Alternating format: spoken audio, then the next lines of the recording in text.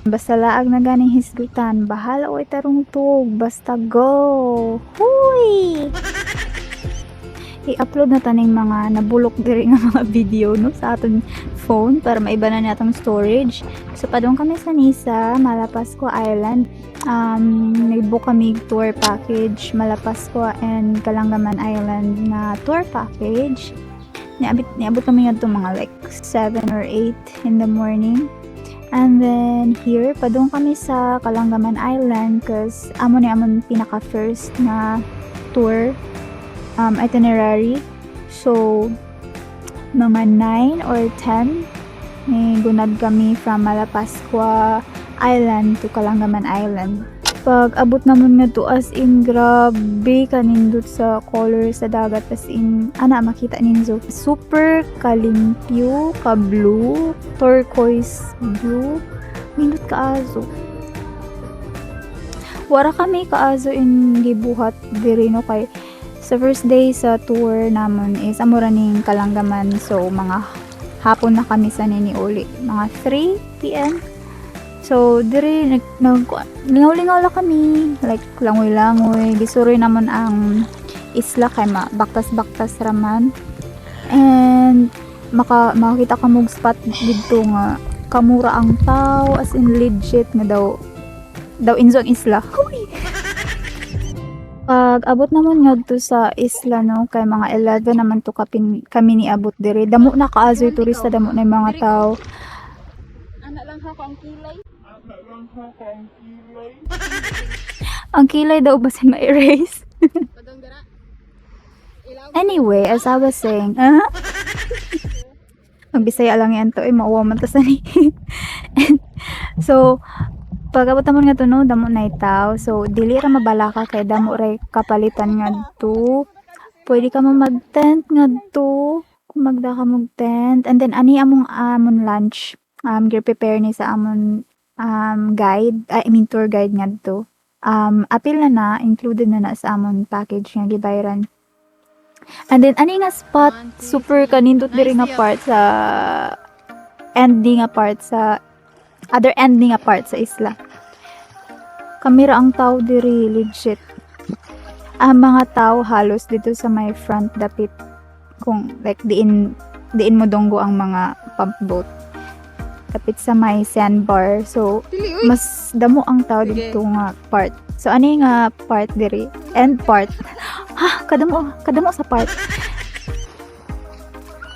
Ani sa tumoy ni nga kuan sa isla. Kuan. Ha? Dawak mo mapala sa nga voice voice over. Oh my gosh. By the way, nakahinumdum ko, pwede yan nga to maka jet ski. Kay nakahinumdum ko ang amon kaupod. Ganahan sa mo try sa tong jet ski, but medyo mahal. Ani nga tour agency nga ako na-book, gikan ra ni sa Facebook, makita na nila akong sila sa kuan Facebook. So before ko mo book, usually mag-inquire ana ko sa iba na mga ni-offer og mga same nga package ganing.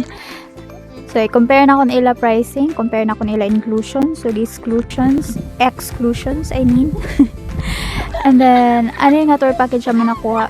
So far sulit man kay may Kalangaman tour, and then inclusions sa Kalangaman are free life vest, free ang lunch, lisensyado ang driver sa pump boat, ang crew. So dili ra mag-all. Safe ra, super safe. And makakuan ka mo, mag life jacket mo at ka mo daan.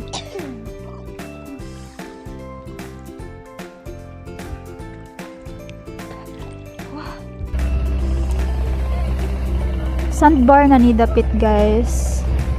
Kuan la, sayang kay medyo taob pa gani, so dili ka maklaro ang sandbar.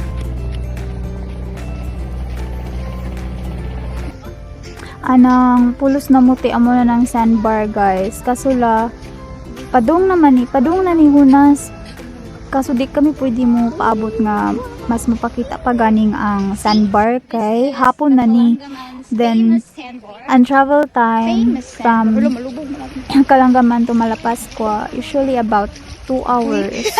So dili kami pwede mupaabot nga muhunas or mas makita pa namon ang sandbar.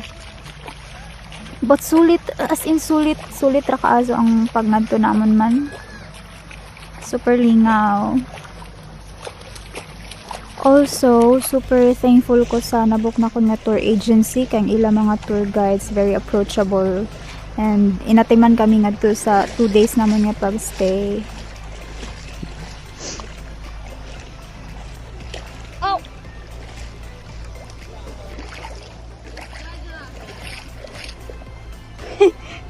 Mahog bitaw. Yeah. Thank you. Ani, padung na kami sa Nimanguli. And awa, super ka ka-flat sa dagat. Super ka wibaw. So thank you Lord. Pictures na insert na lang ako. Duha ra akong kaupod ngadto sa laag namon si Sunshine and her friend. Then ani ang usa namon nga hindi nakaila ra nga ngadto sa kuan Kalangaman. Si Sean from Thailand. Hi Sean. Pag abot naman ngadto sa accommodation, so nag-ilis ra kami kay mga hapon na to like medyo ngit ngit na. So nag-ilis ra kami, then nangita kami kakanan sa gawas. Igawas ni damo na may mga kuan, mga kakanan ngadto kapilian.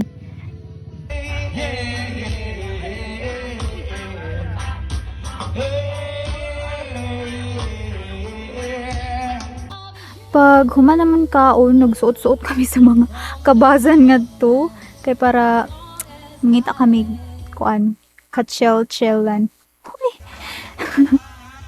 So ani nakita ni namon nga kuan beachfront nga daw resto bar something. So amo nang ilang mga event diri, kanta-kanta. Gamay rang afam. What an ando.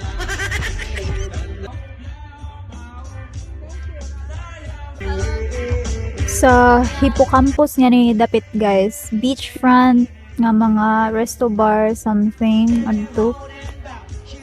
Damo ni sila nga to mga naglinya like mga resorts.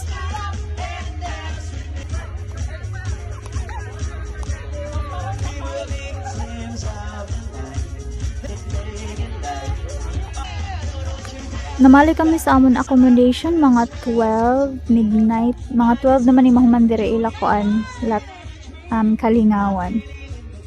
Nanguli nga minghoy kay way na harvat nga afam.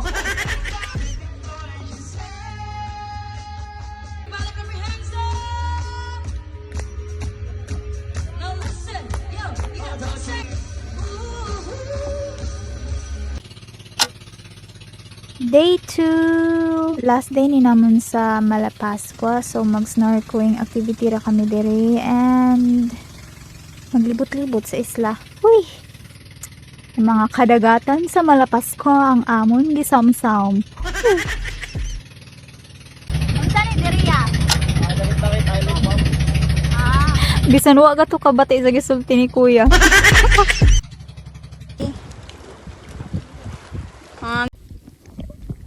Dakit-dakit islet ni ini nga snorkeling site diri guys. Amo ito misulti ni kuya nga wa ko kabati sa to kay grabe ka kusog sa kuan makina sa pampot. So ani dakit-dakit islet. And then snorkeling naman kami sa amon day 2 snorkeling ra and treasure sharks. Ambot hain ang mother sana. Pangutan naman si kuya, where is the mother? Are we safe? Kuy. Makitkitan ang mga love. And then ani kay ang Japanese shipwreck. So ako ra diri ang nagsamsam ug si kuya kay ang duha gipang yufak. Gipang kapoy ang mga person. So kami ra duha diri ni kuya ang naglangoy-langoy nagtanaw-tanaw sa wabay mga kuan diri skull, mga Bungo. Giuwan tuod kami sa ni ay. Before kami nisugod sa amon kuan activity kay naglain na ang panahon. Pero pag mga kuan na, mga like 10, 11, niinit-init naman. So, na okay ra. May dapag atong kuan, dugdug, kilat. Sabi naman di kami manazon, oh my gosh, masayang. So, on to our next spot. Padong kami sa Langob. Langob Beach. Muchill ra kami nga to kadiyot. And then, after that is feed. Mag-feeding kami sa mga school of fish sa Coral Gardens. Yay!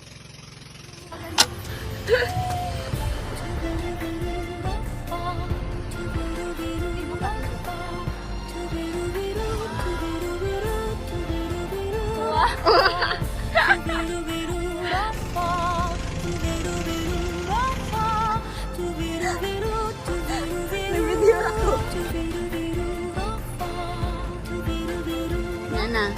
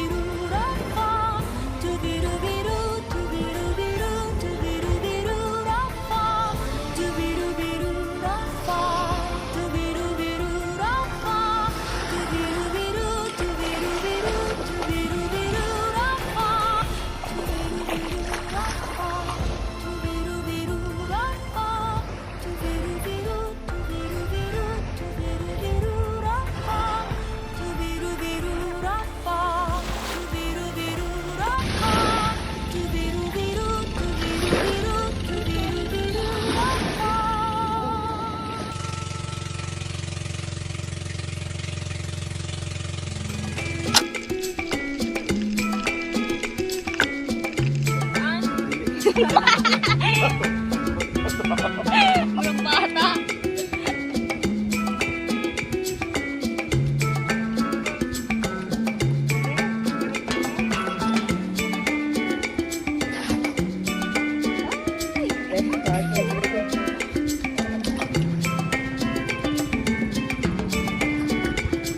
Aro.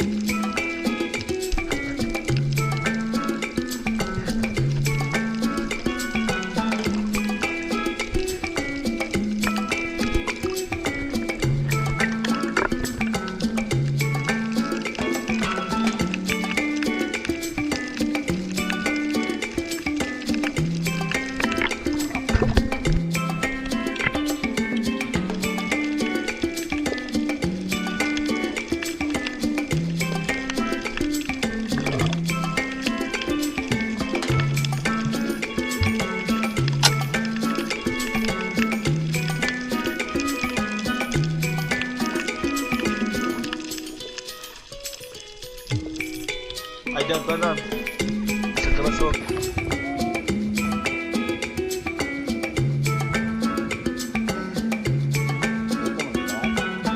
Yeah.